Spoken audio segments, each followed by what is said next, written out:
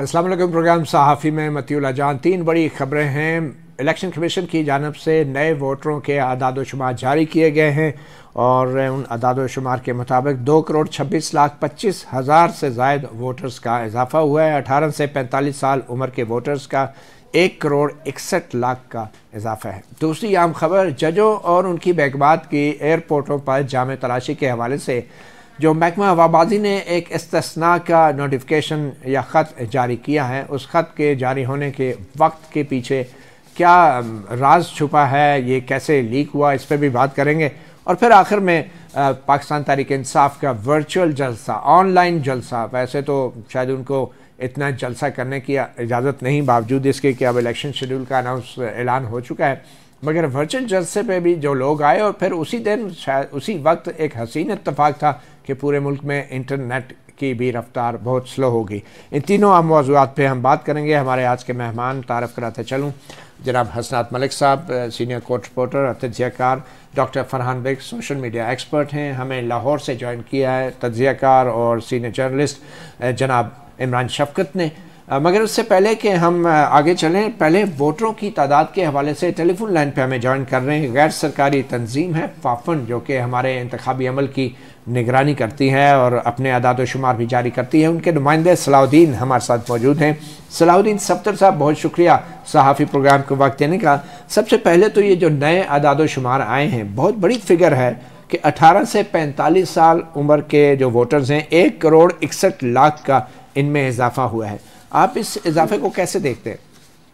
तो ये बड़ी अच्छी चीज़ है कि हमारा इलेक्टोरल रोल जो है उसमें अब ये 71.9 मिलियन का इलेक्टोरल रोल था 2002 में, जो अब 23 सालों के अंदर 20 सालों के अंदर तकरीबन 128 मिलियन पे पहुंच चुका है। तो ये एक अच्छी चीज़ है कि इसमें नंबर्स भी ऐड हो रहे हैं और जो ऐसे एलिजिबल वोटर्स हैं जो 18 साल से ज़ायद उम्र के हैं, पाकिस्तानी शहरी हैं, वोटर की तारीफ पे पूरा उतरते हैं, उनको इलेक्शन कमीशन वोटर लिस्टों में शामिल करने की कोशिशें मुसलसल कर रहा है। और उसके साथ साथ क्वालिटी भी बेहतर हो रही है हमारे इलेक्टोरल रोल्स की। 2002 में 2008 में वोटर लिस्टों पे जनरल इलेक्शन में एतराज़ात हुआ करते थे, लेकिन 2013 से ऑनवर्ड्स हम देख रहे हैं कि ये एतराज़ात भी खासे कम होते चले जा रहे हैं और वोटर लिस्टें जो हैं या इलेक्टोरल रोल्स जो हैं वो एक खासी गैर मुतनाज़ा चीज़ बनते जा रहे हैं हमारे इलेक्शन के प्रोसेस में। ऑल्दो के इलेक्शन के अंदर बाकी मामलात के ऊपर जो है वो कोई ना कोई सवाल उठता रहता है, लेकिन बहरहाल वोटर लिस्टों के ऊपर वो सवालात कम होते जा रहे हैं। तो क्वालिटी भी इम्प्रूव कर रही है, नंबर्स भी बढ़ रहे हैं। और इसके साथ साथ एक पॉजिटिव चीज़ जो हुई है वो ये है कि ख़वातीन वोटरों की तादाद के बारे में हमेशा से बड़ी तशवीश रही है कि वो उनकी वोटर रजिस्ट्रेशन सही तौर पे नहीं हो पा रही। जितनी ख़वातीन हैं उनको उतनी इलेक्टोरल आबादी में जितनी ख़वातीन हैं उतने वोटर नहीं होती, तो उसमें भी हमें मुसलसल एक इजाफा देखने में आ रहा है। 1,26,00,000 वोट ख़वातीन के इजाफा हुआ है उनका। बिल्कुल। 2018 में हमारे पास जो मर्दों और औरत वोटरों के दरमियान जो फर्क था वो 12.4 मिलियन था, जो कि अब कम होकर 8.9 मिलियन रह गया है। ऑल्दो अभी भी बहुत सा काम करना बाकी है, लेकिन ये एक पॉजिटिव डेवलपमेंट है कि हम एक मस्बत समत में जा रहे हैं। इसमें दो चीज़ों की कमी महसूस होती है। एक तो ये कि हमारे पास जो कॉन्स्टिट्यूंसी वाइज जो है वो अगर वोटर स्टैट्स आ जाएंगे तो हम ज्यादा बेहतर तौर पे समझ पाएंगे कि किस हलके में खवातीन और मर्द वोटरों के दरमियान तनासुब जो है वो किस हद तक है। उम्मीद ये भी की जाती है कि खवातीन वोटों की तादाद में इजाफा तो हुआ है, मगर उतनी ही इजाफे के साथ खवातीन वोट का हक इस्तेमाल करने के लिए भी 8 फरवरी को बाहर निकले, तो क्या तवक्को है आपकी? जी, तवक्को तो अच्छी रखनी चाहिए जी, बिल्कुल।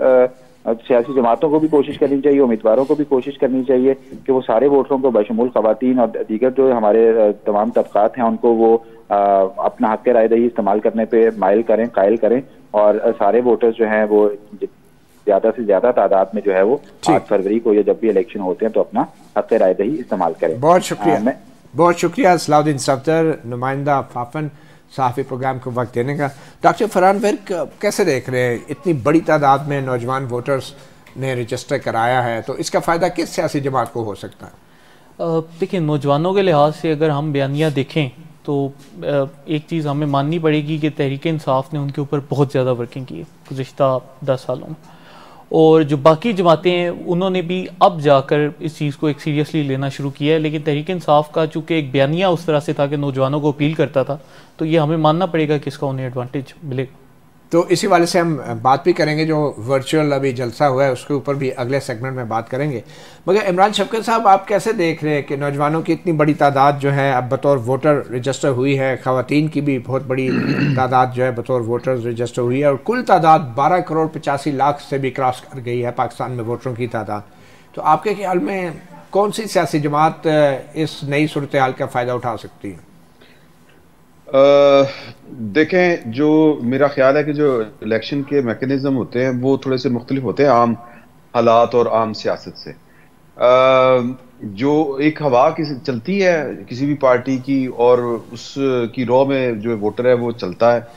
بڑے کٹر قسم کے نظریات، بڑے کٹر قسم کے جو خیالات ہوتے ہیں، وہ اگر آپ دیکھیں تو وہ شاید پاکستان میں اس طرح سے نہیں ہے. پاکستان کے جو بڑے شہر میں، ویسے پاکستان کی سیاست سے متعلق یہ بات کہی جاتی ہے کہ پاکستان میں حکومتیں دیہات بناتے ہیں اور جو شہر ہیں وہ حکومتیں گرا دیتے ہیں. تو پاکستان کا جو زیادہ ووٹر ہے وہ پاکستان کے دیہی علاقوں پر مشتمل ہے، اور وہاں پر جو سیاست ہوتی ہے وہ نظریات کی بنیاد کے اوپر نہیں ہوتی.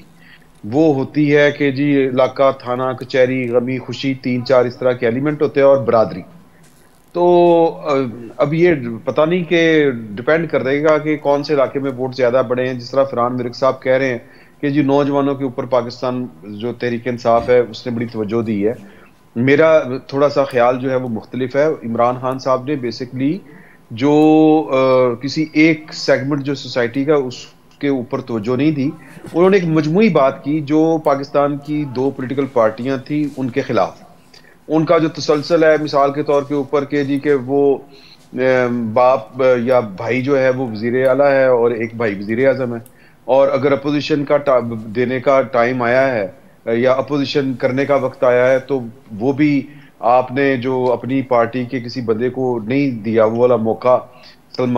خواجہ سعد رفیق صاحب امیدوار تھے اس بات کے کہ وہ پنجاب میں انہوں نے لڑا رہا تھا الیکشن. تو آپ یہ کہہ رہے ہیں کہ یہ بیانیہ کوئی غلط تو نہیں ہے نا جو آپ بتا رہے ہیں؟ بالکل غلط نہیں ہے، اس میں بالکل غلط نہیں ہے، لیکن ساری باتیں یعنی ٹھیک بھی نہیں ہوتی. سیاست میں تو یہی ہوتا ہے نا کہ آپ کوئی ایک پوائنٹ پکڑتے ہیں اور اس کے اوپر کھیلتے ہیں، باقی چیزیں تو ظاہری بات ہے کہ وہ ہر طرح پرفیکشن نہیں ہوتی کہیں پہ بھی، میں یوں اس بات کو کہتا ہوں. تو باقی جو نوجوان ووٹر ہے وہ ہر پارٹی کے اندر لوگ نوجوان بھی ہیں، بوڑھے بھی ہیں. اصل چیز وہ ہے جو مجموعی جو تاثر پاکستان کی سیاست میں ایک تھرڈ پارٹی جو کھڑی کی گئی تھی، وہ جس طرح کھڑی کی گئی تھی وہ ہمیں پتہ ہے. وہ جنرل ظہیر الاسلام صاحب کہہ چکے ہیں کہ یہ ہم نے لانچ کی. آئی ڈونٹ نو کس حد تک نوجوان اس چیز میں دلچسپی رکھتے ہیں کہ پچھلے 6-7 سال میں کس نے کیا زیادتی کی، جمہوری کون تھا اور غیر جمہوری کون ہے. یہ بھی ایک بڑی بدقسمتی کی بات ہے. نوجوانوں کی ووٹرز کی تعداد جتنی بھی بڑھ جائے، اصل چیز حلقہ بندیاں بھی ہیں. آج سپریم کورٹ کا بھی ایک فیصلہ آیا ہے کہ اب حلقہ بندیوں کے حوالے سے مزید یہ مقدمہ بازی جو ہے وہ سب ختم. الیکشن کمیشن ہے، چاہے ہائی کورٹ ہے، الیکشن کا شیڈول اعلان ہو گیا ہے، اب مزید حلقہ بندیوں کا کوئی معاملہ نہیں ہے.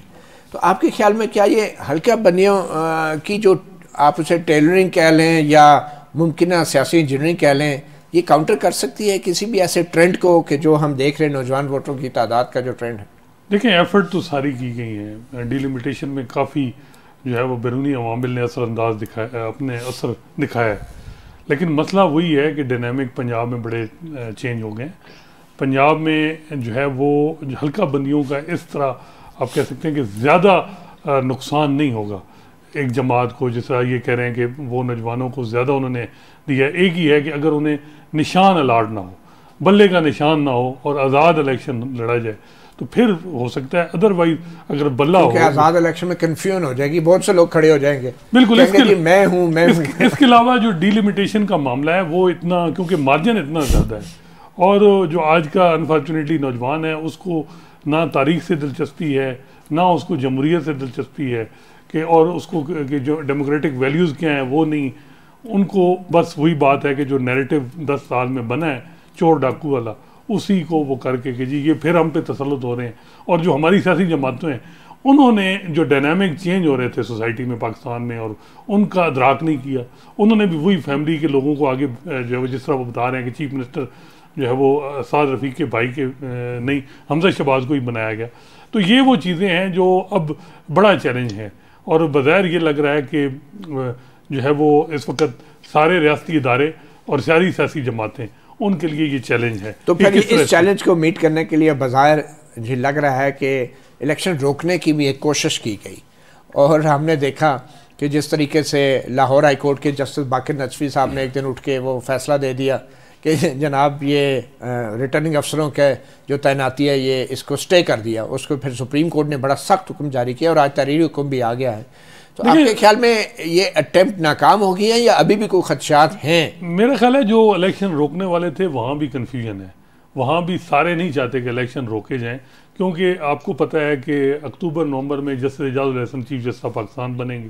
پی ٹی آئی کی بہت خواہش ہے کہ ان کے دور میں الیکشن ہو, نون لیگ کو ان پہ بڑے تفاوضات ہیں, تو اگر یہ الیکشن ڈیلے کرانا چاہتے ہیں تو پھر ٹھیک ہے, جسٹس اعجاز الحسن کے دور میں پھر الیکشن ہو جائیں گے اور پھر سارے کانسیکوینس سب کو اندازہ ہو جائے گا کہ کیا ہوگا. تو اس وقت مجموعی طور پہ جو ہے وہ ایک چیز کا ہے کہ الیکشن جو ہے موجودہ چیف جسٹس قاضی فائزہ کے ہی ٹینور میں کرائے جائیں.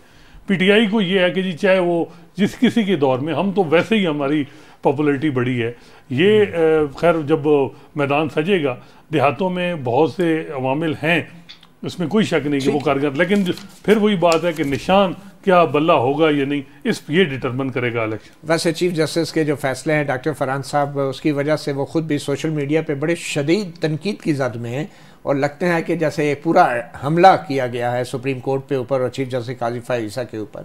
تو اس کا کیا ہے مطلب؟ ہم اس خط پہ تو بات کریں گے جو کہ لیک کیا گیا ججوں اور ان کی بیگمات کی جامع تلاشی کے حوالے سے, لیکن یہ سوشل میڈیا کے اوپر جو اس وقت آپ ٹرینڈ دیکھ رہے ہیں سپریم کورٹ اور چیف جسٹس کے خلاف جو چلایا جا رہا ہے, آپ کے خیال میں کتنا افیکٹو ہے اور اس کے پیچھے کون لوگ ہو سکتے ہیں؟ یہ بتی بھائی, جب ہم تحریک انصاف میں ہوتے تھے تو ہم نے دیکھا تھا کہ تحریک انصاف دور میں ہی مختلف صحافیوں کے ساتھ, اینکرز کے ساتھ پراپر گروپس بنائے جاتے تھے, اور ان گروپس کی جو کولیبوریشن ہوتی تھی وہ اس طریقے سے ہوتی تھی کہ ڈائریکٹ ان کو شاید فائنینشیل بینیفٹ نہ دیا جائے, لیکن ان کو کہا جاتا تھا کہ یار آپ ہماری سپورٹ کریں, اس کے بدلے میں ہم آپ کو سوشل میڈیا پر ریچ دیں گے یا ٹریفک آپ کے اکاؤنٹس تک لے کر آئیں گے. تو ہوتا یہ تھا کہ جب کوئی بیانیہ انہوں نے پش کرنا ہوتا تھا تو اپنے ہم عیال صحافیوں کو, اینکرز کو پراپر بتایا جاتا تھا کہ آپ لوگوں نے یہ لائنز بولنی ہیں, ان لائنز کے نتیجے میں ہماری پارٹی کے آفیشیل اکاؤنٹ پہ جی 9 ملین فالوورز ہیں, وہ آپ کا پیغام ری ٹویٹ کریں گے, لائک کریں گے, آپ کو شیئر کریں گے, پھر اس کے نتیجے میں آپ کے چینل پر ویوز آئیں گے, آپ کو لائکس آئیں گے, کل کو آپ اس طریقے سے پیسے ارن کر سکتے ہیں. تو یہ جو ایک میتھڈالوجی اس وقت بھی جسٹس قاضی فائز عیسیٰ اور سرینا عیسیٰ کے خلاف بڑی بھرپور مہم چلائی گئی, ویڈیو کلپس چلتے تھے, پراپر ایک سسٹمیٹک کیمپین اس دور میں بھی رن کی گئی, اور ابھی بھی اگر ہم دیکھیں تو وہ ساری کی ساری کیمپین ویل کوآرڈینیٹڈ ہے. ہم نے بیچ میں 150 سے زائد ایسے اکاؤنٹس بھی آئیڈینٹیفائی کیے جن کا سائز کافی بڑا تھا اور وہ ایک ہی لائن ٹویٹ کرتے جا رہے تھے. تو ان چیزوں سے ابھی بھی یہی لگتا ہے کہ وہ جو سینٹرل کمانڈ ہے وہاں پر جرنلسٹ کے ساتھ پراپر کچھ گروپس بنا کر ان کو ہدایت جاری کی جاتی ہیں اور پھر وہ ہدایات اپنے اکاؤنٹ سے شیئر کی جاتی ہیں. اور یہ زیادہ تر پاکستان سے باہر بیٹھے سب کچھ ہو رہا ہے. دیکھیں پاکستان میں نا سائبر کرائم لاز کے بعد اس طرح کی اگر آپ کام کریں تو بہت مشکل ہو چکا ہے کسی کے لیے سروائیو کرنا, کیونکہ اگر وہ سائبر کرائم لاز میں آپ آ جائیں تو بڑی سخت سزائیں ہیں.